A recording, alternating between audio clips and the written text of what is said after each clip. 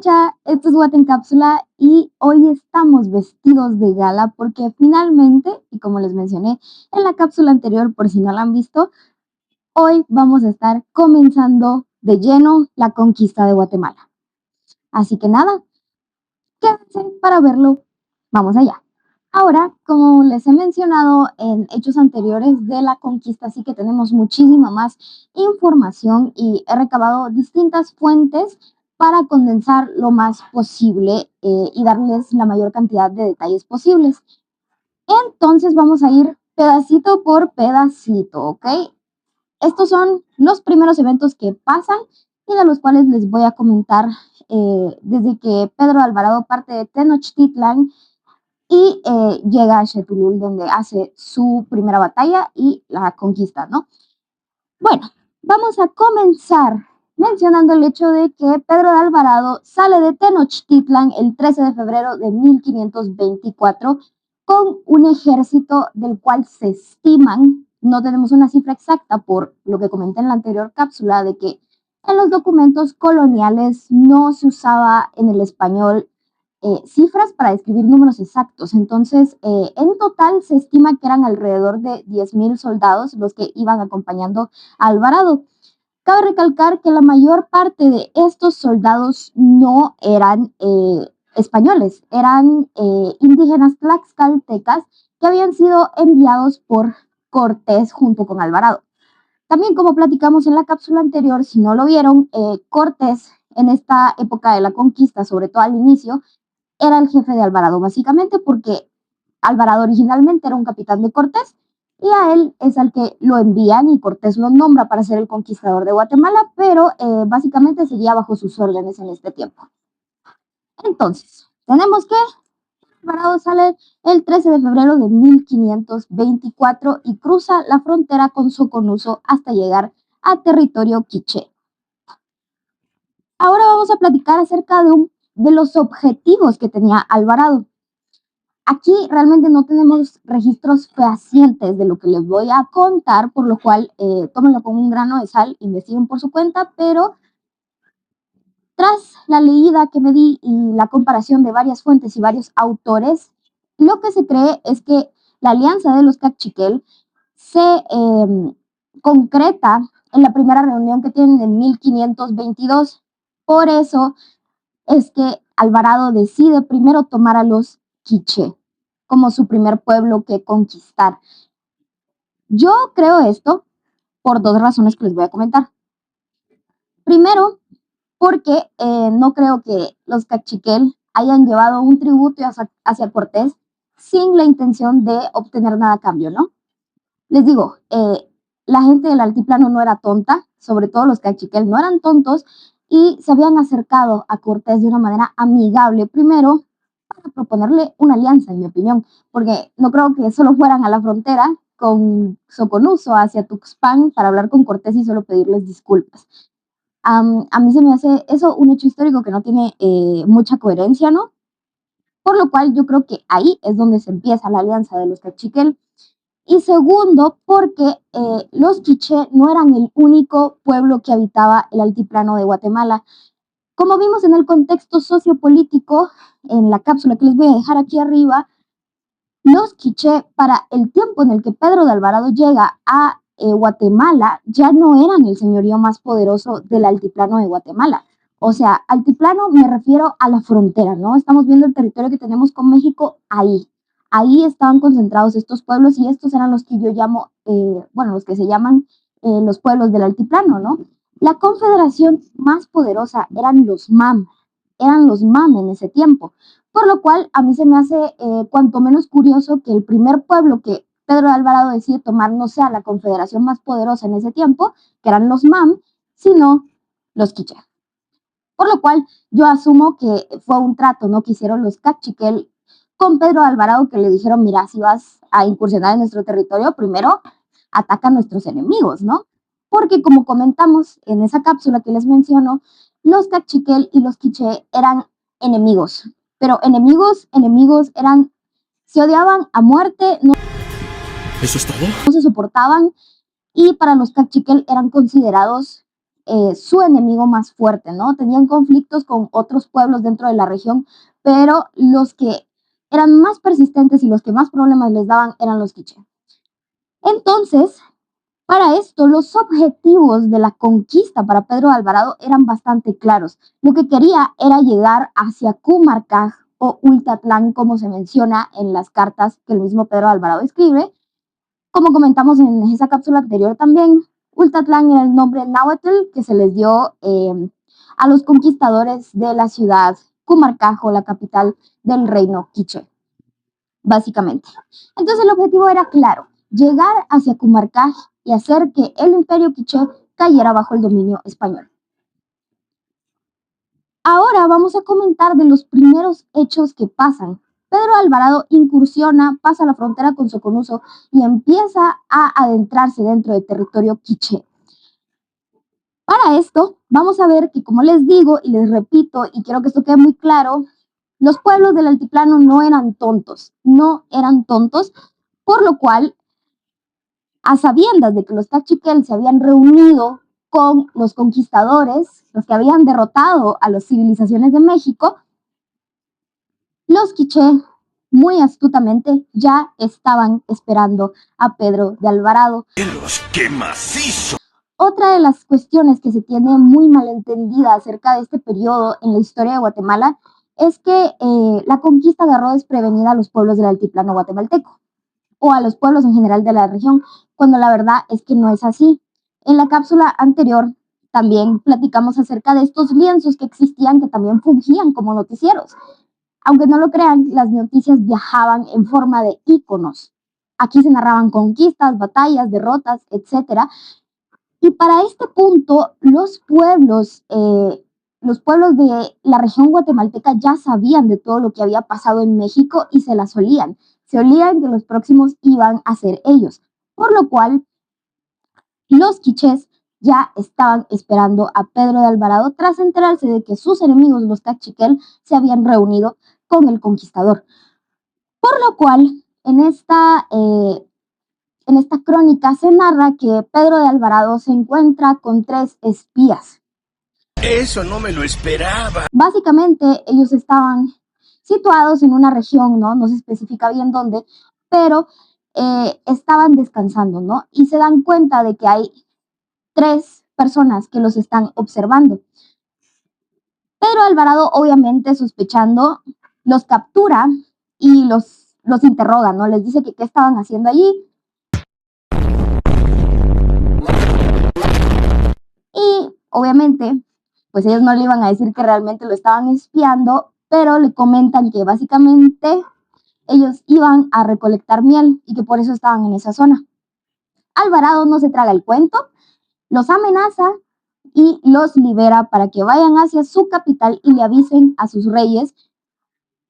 O sea, les dice que vayan a la ciudad más cercana, ¿no? Que se regresen a donde ellos eran, que en este caso es Xetulul, y les dice que le avisen a sus reyes, les informen que se rindan.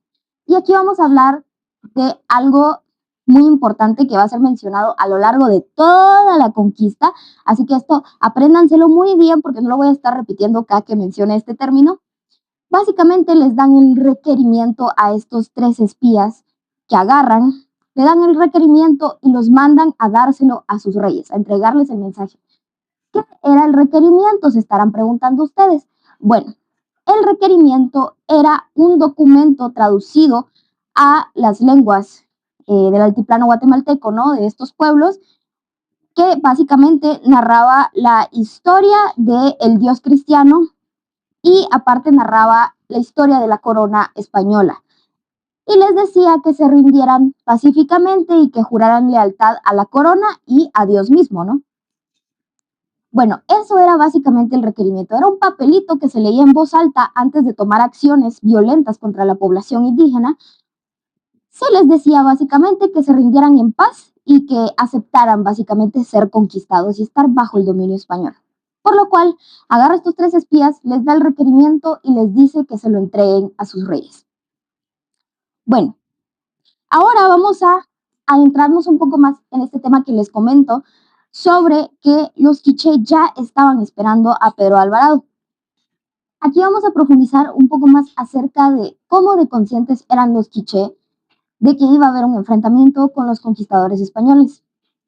Verán en el título de Coyoy, que es un documento postcolonial que sobrevivió, se narra que básicamente los quichés eran tan conscientes de este enfrentamiento que iba a haber que se tomaron 2 semanas de antelación. O sea, 2 semanas antes de que Alvarado partiera, o sea, desde el 13 de febrero de 1524, 2 semanas antes de eso, se tomaron en la molestia de hacer preparaciones. Básicamente, en este título se describen rituales para llamar al favor del dios de la guerra. Además de eso, también se describe cómo este pueblo va y construye murallas en lo que se conoce hoy como el volcán Santa María y el pico de Santo Tomás. Básicamente hicieron murallas, paredes, les pusieron piedras, les obstaculizaron el camino básicamente y ya estaban planeando una estrategia de guerra. O sea, ellos ya sabían lo que se venía y estaban preparados para enfrentarse a los conquistadores. Luego de este encontronazo que tienen con esos 3 espías que les menciono, Alvarado sigue su paso por el territorio quiché hasta que después de 3 días de caminata llegan a estar lo suficientemente cerca de Chetulul como para toparse con estos obstáculos que les menciono. Alvarado cuenta que fue bastante difícil pasar tras estos obstáculos que les habían puesto debido a que llevaban caballos. Alvarado contaba con caballería, por lo cual sabrán que los caballos no son muy hábiles escalando muros de piedra, ¿verdad? Diablo, qué difícil me la pusiste. Qué difícil me la puso, diablo. Está fácil. Fácil. Para mí no está fácil, para ti está fácil. Bueno, además de esto, luego, más adelante se relata que llegan a Chetulul y aquí es donde tienen su primer enfrentamiento con el pueblo quiché. Se narra entonces por el mismo Pedro Alvarado en su reporte hacia Cortés dentro de una carta que básicamente persiguieron al ejército quiché por media legua más allá de Chetulul. O sea, ya habían llegado a la ciudad, por lo cual los persiguieron hasta sacarlos de su propia ciudad. Y estos, viéndose superados, decidieron hacer una retirada a otra ciudad cercana del pueblo quiché. Básicamente los persiguieron por lo que son aproximadamente 5.4 kilómetros actuales más allá de su tierra. Los sacaron de ahí y luego de haberlos sacado, se instalaron en el mercado de Chetulul, donde estuvieron un par de días tratando de capturar a la gente que intentaba regresar y también agarrando a otras poblaciones aledañas de otros señoríos. Básicamente, no se relata qué hicieron después de asentarse en este mercado. Les voy a comentar unas cuantas prácticas comunes de la época. ¿Qué hacían los españoles para conquistar a un pueblo, dirán ustedes? Bueno, estas son algunas de las técnicas que ellos utilizaban para aterrorizar a la población, básicamente. Primero que nada, les quemaban sus cultivos. ¿Por qué esto es una técnica de intimidación y terrorismo, básicamente? Porque en ese tiempo no habían supermercados, señores. No habían supermercados, estos pueblos se alimentaban de lo que cosechaban. Y quemar sus cultivos significaba que el pueblo se quedaba sin alimento. Si no tienen alimento, no se pueden reponer, no pueden alimentarse, están cansados y débiles, por lo cual son más vulnerables ante la violencia de estos extranjeros, ¿no? Además de esto, no contentos, también quemaban las poblaciones que se encontraban. Básicamente, las casitas de toda esta gente también las quemaban. Pero, y cabe aclarar, primero de quemarlas, entraban a ver qué había, ¿verdad? Y se llevaban todo lo que ellos consideraban de valor. ¿Dónde está tu honor, basura? Eres una completa vergüenza. No te mereces el respeto de... Luego quemarlo, ¿no? Además de eso, los pocos valientes que intentaron defender su territorio, su casa, sus posesiones, si no eran asesinados en el intento, eran marcados como esclavos de guerra y eran capturados, básicamente, para luego ser utilizados como esclavos dentro de la época colonial. Por lo cual, todas estas tácticas conjuntamente dejaban a un pueblo desarmado, sin posesiones de valor, sin comida con la cual alimentarse y básicamente los dejaban en el aire. Los dejaban en el aire sin posibilidad de recuperarse o hacían que fuera lo más difícil posible recuperarse. Le quitaban las casas, sus tierras a esta gente y las sacaban de su territorio. Lo que hizo el pueblo que habitaba en Chetulul es huir, ¿no? En fin, como les comento, estas tácticas ellos lo llamaban pacificar, pero de pacífico no tiene nada y básicamente son actos puros y duros de violencia. ¿Por qué fueron violentos con la población que habitaba Zapotitlán, básicamente? Por un simple motivo. Antes les mencioné que enviaron a 3 espías, no con el requerimiento, para avisarle a la nobleza de Chetulul que se rindiera, ¿no?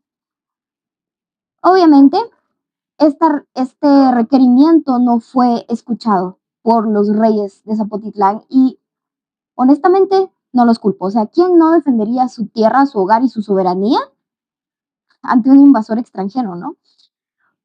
Pero el ejército quiché obviamente se vio superado por la tecnología que traía Alvarado, ¿no? O sea, traían caballos y artillería, o sea, armas de fuego.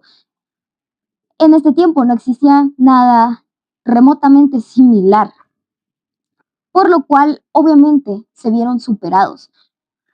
Cabe recalcar también que los quichés fueron el primer pueblo en enfrentarse a los españoles, por lo cual tampoco tenían un conocimiento acerca de sus tácticas, cómo peleaban o de cómo funcionaban sus armas. Entonces era muy difícil llegar a enfrentarse a un enemigo nuevo del cual no tenías absolutamente nada de conocimiento y ganarle, ¿no? Además de esto, hay que recalcar que esto es un hecho que no se menciona mucho porque tal vez no es lógico de pensar porque nosotros a los caballos los vemos normales, ¿no? Comunes. Ya son un animal que está prácticamente en todo el mundo, ¿no? Pero eso no fue siempre así. Los españoles son los que traen los caballos a territorio guatemalteco. Antes de su llegada, los caballos no existían endémicamente en esta región, por lo cual, y esto también es algo que se narra en documentos postcoloniales, como el Memorial de Sololá, por ejemplo, o incluso el mismo título de Coyoy, que los caballos les daban miedo. Y no es porque fueran incivilizados o porque fueran tontos, ¿no? Era simplemente porque era un animal que no existía aquí. Imagínense ustedes, nunca han visto un rinoceronte en su vida. Imagínense ustedes, nunca han visto un rinoceronte en su vida y de repente viene un señor montado en un rinoceronte con una pistola a atacarte. Yo me moriría del miedo, ¿no? Si nunca he visto un rinoceronte en mi vida, no sé qué es un rinoceronte, y aparte es un rinoceronte, es una cosa gigante que viene corriendo y que te va a aplastar, obviamente nos va a dar miedo, ¿no? Por lo cual el ejército quiché y sobre todo las poblaciones cercanas a Zapotitlán no tenían ni idea de lo que estaba pasando, ¿me entienden? No tenían el conocimiento ni las armas para poder hacerle frente a una amenaza como el ejército español. Por lo cual, básicamente, esta fue la primera conquista exitosa. Chetulul cae bajo el mando y el dominio español primero que todos los demás. Ahora continuamos. Después de que Chetulul cae bajo el dominio español, Alvarado sigue su avance hacia la capital del reino quiché, que era su principal objetivo, ¿no? Porque si lograba que los reyes de Cumarcá se rindieran ante él, básicamente dominaba todo el territorio quiché. Este avance entonces sigue hasta el 20 de febrero, donde se topan con el primer sacrificio. Básicamente, en una de las crónicas que escribe Pedro Alvarado, relata haberse encontrado con una mujer sacrificada y con un perro. O sea, un perro y una mujer sacrificados, ¿no? Y estos eran símbolos de guerra que se usaban en aquel tiempo, ¿no? Eran una señal de conflicto y eran básicamente una advertencia de que no siguiera avanzando. Se topan con el sacrificio y más adelante, en un camino que ellos describen como estrecho, se topan con una empalizada. ¿Qué era una empalizada? Básicamente, señoras y señores, era una torre de palos alta. Una torre de palos alta. Y esto estaba situado en un camino que Alvarado describe como muy estrecho. O sea, era como un hoyo por el que estaban pasando. Imagínense un cerro, ¿no? Un cerro, el cerro tiene un caminito así como que fuera carretera. Y en ese cerro, aquí enfrente había una empalizada. O sea, les taparon el camino. Ya no pudieron avanzar. Y cuando llegan a esta empalizada, Alvarado describe que desde la cima, o sea, desde el barranco que había encima de la zanja en la que ellos estaban metidos, aparecen 3,000 o 4,000 guerreros quiché en una emboscada. El macho. Lo cual les salió bien. Lo que les digo, los pueblos del altiplano no eran tontos. Se dio la derrota en Chetulul porque básicamente no tenían información acerca de cómo el enemigo era que atacaba. Pero aquí, inteligentemente, los encerraron en un camino estrecho donde los caballos no se podían mover. Bien pensado, Woody. ¡Al fin te atrapé, esponja! Y ese va a ser uno de los principales armas que usaron los pueblos de Guatemala para defenderse de los españoles. Ellos sabían que el terreno montañoso o el terreno con muchos obstáculos no era beneficioso para los españoles porque no podían moverse con los caballos en una selva, por ejemplo. Por lo cual les caen encima, lo cual obliga a Alvarado a retroceder en su avance hasta lo que conocemos como las llanuras del Pinar. Este es un sitio que todavía existe actualmente y aquí es donde se da el primer enfrentamiento en esta región, ¿no? En el camino hacia la capital quiché, Cumarcaj.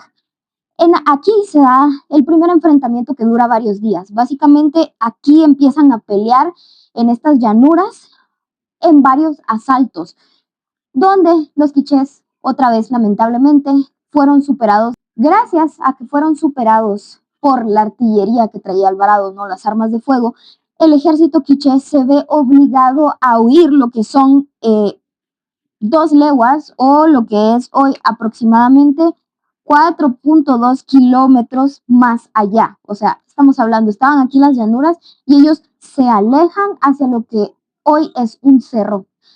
Y esto es otra de las tácticas que vamos a ver que usaron mucho los pueblos de la región para defenderse. Como les digo, el terreno montañoso no les convenía a los españoles porque los caballos no eran buenos dentro de ese terreno. Por lo cual, los quichés, sabiendo esto, empiezan a correr hacia una montaña en la cual suben a esconderse para tener la ventaja del terreno, ¿no? Entonces, Alvarado los persigue, intenta adentrarse en el territorio y obviamente ahí los quichés tenían la ventaja, por lo cual Alvarado retrocede después de atacarlos para picarlos, ¿verdad? O sea, los voy a atacar primero para que se enojen y ya luego se regresa a terreno plano y consigue sacarlos de la montaña. Aquí voy a hacer una cita textual de este señor porque él mismo lo describe de la siguiente manera. Y después me rehice con los de caballo, di vuelta sobre ellos y aquí se hizo un alcance y castigo muy grande. Esta cita es sacada de Atemorizando la Tierra de Lowell de 2016, de la página 41, por si lo quieren checar. Pero estas son declaraciones que él mismo da acerca de este asalto. Básicamente fue hacia la montaña, los atacó y solo fue a picarlos, básicamente. Fue a alborotar el avispero, ¿no? Simpson, usted es diabólico. Fue a alborotar el avispero y luego de que ya los quichés estaban enojados, ¿no? Baja otra vez de la montaña y logra sacarlos a terreno plano, donde nuevamente los quichés son derrotados y deciden hacer una retirada. ¿Qué jugada fue esa? Entonces el ejército quiché se retira hacia su ciudad Cumarcaj y el ejército español decide quedarse un par de días para recuperarse del conflicto en la abandonada ciudad de Xelayub. Xelayub se escribe así. Xelayub o Xelajub. ¿Por qué esta ciudad estaba abandonada? Dirán, bueno, como narramos anteriormente en el contexto político previo a la llegada de Pedro Alvarado, Los quichés eran una facción completa, ¿no? Y cuando aún eran una facción completa, su capital era Xelayuf. Pero tras la separación de los cachiquel, su nueva capital se vuelve Cumarcaj. Tras un par de días desde que los españoles se asentan en Xelajú, se describe otro enfrentamiento, por palabras de Alvarado, que tenemos en los llanos de Urbina.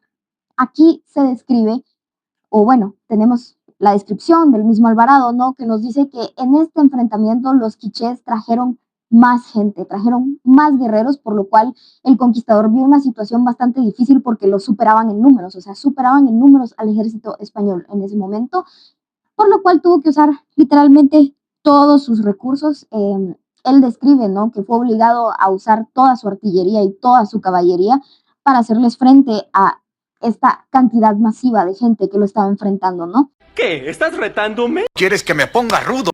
Gracias a esta superioridad que les dieron las armas que traían, ¿no?, los quiché nuevamente son obligados a huir. Y les quiero poner la imagen de una manera más gráfica para que me entiendan, ¿no?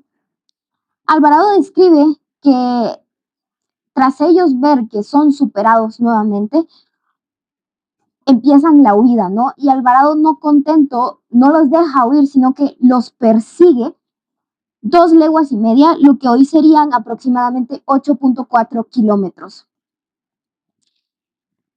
Y bueno, como ya describimos, ¿no?, el pueblo quiché fue el primero que se enfrentó ante los españoles, por lo cual no tenían idea de la superioridad que tenían sus armas, no tenían idea de cómo peleaban.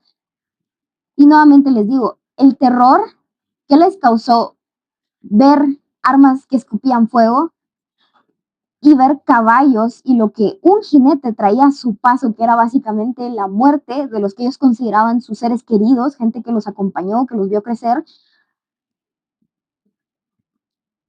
fue el más absoluto terror. Imagínense ustedes ser parte de ese ejército y ser perseguido por lo que es literalmente una pesadilla andante por 8.4 kilómetros. 8.4 kilómetros donde el enemigo viene a caballo y tú vienes a pie. ¡Ya basta, Freezer! Imagínense el terror que esta gente sintió, porque no solo eso, en esta batalla también se narra por parte de Alvarado, tenemos registros de que capturaron en esos 8.4 kilómetros a señores importantes y a capitanes. Básicamente capturaron a sus líderes para que se quedaran sin quien los dirigiera, sin quien les dijera qué hacer, ¿no? Y bueno, aparte de esto también había una solemnidad y un respeto que se le tenía a estas personas, ¿no? Por lo cual era desmoralizante para el ejército que básicamente estuvieran de rehenes y los tuvieran en sus manos. Por lo cual, tras este terror tan increíble que el ejército español les llega a causar, los quichés finalmente deciden rendirse y guiar al ejército español hacia su ciudad capital, porque se dan cuenta que realmente no podían con ellos y que si no se rendían en ese momento iban a morir todos. Aquí, estos 2 puntos que tenemos abajo son ciertas aclaraciones que quiero hacer, ¿no? Incluido este punto de aquí arriba. Se tiene por otros registros que previo a este enfrentamiento, o sea, antes de que los quichés decidan enfrentarse una segunda vez en los llanos de Urbina contra los españoles, se tiene registros por otros documentos que le piden ayuda a los tutugiles, les proponen aliarse, pero este ofrecimiento es rechazado por los tutugiles por el hecho de que, les digo, los quichés no, los cachiqueles, perdón, no eran los únicos que tenían conflictos dentro de la región, sino que los quichés también habían tenido una serie de enfrentamientos históricos contra los tutugiles, por lo cual decidieron no aliarse con ellos. Y aún así, ellos deciden ir a enfrentar a los españoles, ¿no? Aquí también se narra la supuesta muerte de Tecunumán, ¿no? Por eso les digo que yo creo que esta es la batalla que ha sobrevivido más el paso de los años, gracias al Rabinal chino, que se toma un par de libertades creativas y nos narra esta batalla entre quien fue el conquistador de nuestro país y uno de los señores de Kumarcaj, ¿no? Bueno, ya luego vamos a hacer un video, si es que les llama la atención, ¿no? Acerca de la figura histórica de Tecunumán, pero les traigo avisos, les traigo nueva información, que no es nueva realmente, pero la verdad es que no nos lo enseñan, no es algo que se cuente o se diga, pero realmente no tenemos registros fehacientes, registros así en la mano que podamos decir que hubo un príncipe quiché llamado Tecunumán. No existe. Lo que sí tenemos claro es que efectivamente uno de los señores de Kumarcaj, uno de los príncipes del reino quiché, fue asesinado en esta batalla. Eso sí es lo que nos queda claro, por lo cual sí pasó, ese evento sí pasó. La batalla no fue como nos la narran, realmente no tenemos registros de cómo fue asesinado este señor, no tenemos registros de cómo fue asesinado este príncipe porque Pedro de Alvarado ni siquiera lo menciona como un hecho importante, simplemente lo relata como un hecho más, ¿no? Por lo mismo que les digo que a este señor realmente no le importaba a quién matara o a quién no. Y otra de las características que tiene sus crónicas es que este señor era bastante seco, por describirlo de alguna forma, ¿no? No se tomaba libertades creativas ni literarias para narrar sus grandes hazañas, simplemente lo describía como un conteo, tarea básicamente, porque por obligación, por esta situación de mando que tenía con Cortés, tenía que relatarle qué era lo que estaba haciendo y qué estaba pasando dentro del territorio, ¿no? Le tenía que dar informes, básicamente. Entonces, por eso tenemos el registro de que efectivamente fue asesinado un señor importante de la ciudad de Kumarcaj, pero no tenemos registros de si fue Tecunumán o no. Autores como Van Keren o Van Aken, no sé cómo se pronuncia su apellido, perdóname si me estás viendo, él sostiene que sí, que podemos decir que Tecunumán sí existió, que es totalmente plausible que haya existido una persona llamada Tecunumán y que haya sido uno de los capitanes que participó en esta batalla, ¿no? En su libro, La visión indígena de la conquista, él tiene una sección donde se explaya bastante acerca de por qué él cree que Tecunumán fue una figura histórica que sí existió. Yo leí ese fragmento porque fue uno de los libros que utilicé para traerles esta información, ¿no? Pero la verdad es que a mí honestamente no me convencen sus argumentos, pero les dejo ahí el dato si ustedes quieren ir a leer este libro e informarse. Y como les digo, si les llama la atención, totalmente yo puedo sacar esa sección del libro y traerles aquí una desmenuzación, digamos, acerca de Tecunumán y si existió o no existió y de cómo surge el mito o la leyenda de este rey quiché, ¿no? Que siento que es como de los únicos que tenemos frescos en el imaginario colectivo, ¿no? Por cómo el ejército luego, más tarde, en la historia de Guatemala, lo usa como propaganda para el ejército, ¿no? Pero bueno, eso ya es otro tema. Pero bueno, como les dije, lo único que tenemos certero es que sí, en efecto, uno de los señores de Kumarcaj, o sea, uno de los reyes más importantes, una de las figuras más importantes para este pueblo, es asesinado en esta batalla. Aunque tristemente no sabemos cómo. Por lo cual, los quichés, tras verse totalmente derrotados, deciden rendirse y llevar a Pedro Alvarado hacia la capital de su imperio, ¿no? Kumarcaj o Ultatlán, que es como Pedro Alvarado se refiere a esta ciudad, ¿no? Pero, y una cosa muy interesante también es que los quichés no se rindieron realmente. Simplemente fueron lo suficientemente inteligentes como para dilucidar que si no se rendían en ese momento, no iban a sobrevivir. Básicamente nadie iba a quedar vivo. Pero realmente lo que hicieron no fue rendirse, sino que formaron una estrategia entre los que quedaban sobre traicionar a los españoles y encerrarlos dentro de su ciudad para vencerlos luego que llegaran a Kumarcaj. Esto es el siguiente punto en el que nos vamos a adentrar.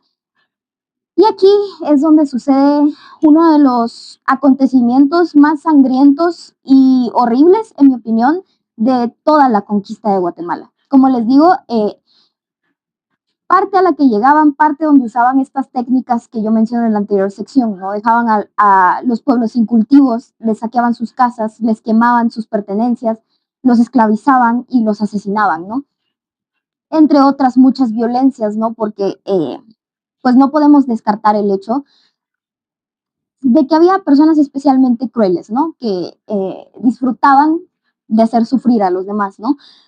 Pero toda esta violencia, en mi opinión, se vio totalmente superada cuando pasan los acontecimientos que les voy a narrar a continuación en la capital del reino quiché. Me están pasando el reporte, Joaquín, de que el video quedó muy largo, por lo cual de este también va a haber parte 2. No se preocupen, se sube mañana y aquí les relataré todos los eventos que pasan en Comarca.